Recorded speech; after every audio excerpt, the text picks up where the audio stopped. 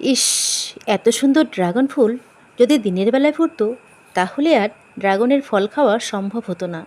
কারণ এই ফুলের সৌন্দর্য দেখে মানুষ হয়তো না বুঝেই তুলে নিয়ে যেত ঘর সাজাতে, নয়তো পুজো দিতে। ভাগ্যিস ড্রাগন ফুল রাতের বেলায় ফোটে। ড্রাগন ফুলের সৌন্দর্য দেখতে হলে হয় নিজের বাড়িতে গাছ লাগাতে হবে, নয়তো অন্যের বাগানে পাড়ি দিতে হবে। আর ড্রাগন ফুলের রহস্য নিয়ে অনেকেরই মতভেদ রয়েছে। কেউ আবার বলছেন এত সুন্দর ফুলগুলো নাকি সকাল হতে হতেই সব মরে যায়। আসলে মরে তো যায় না, ফুলগুলো সব নেতিয়ে পড়ে। তাই বলে আবার নেতিয়ে পড়া ফুলগুলোকে ছিঁড়ে ফেলে দেবেন না, কারণ নেতিয়ে পড়া ফুলের গোড়াতেই ফল রয়েছে।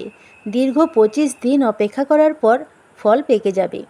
যে রাতে ড্রাগনের ফুলগুলো ফুটে ওঠে সে রাতে আর চোখে ঘুম থাকে না, কারণ প্রত্যেকটা ফুলে হ্যান্ড পলিনেশন করাতে হয়। আর মেঘলা আকাশ কিংবা বৃষ্টির পরিবেশ থাকলে সব কটা ফুল ক্যারি ব্যাগ দিয়ে ঢেকে দিতে হয়। এসব কাজ করতে গিয়ে আবার ড্রাগন ডালের কাটার খোঁচা লেগে হাতে ক্ষতের সৃষ্টি হয়। কি বন্ধুরা, এত সবের পরেও কি ড্রাগনের গাছ লাগাবেন, না ফল কিনেই খাবেন? কমেন্ট করে জানাবেন কিন্তু।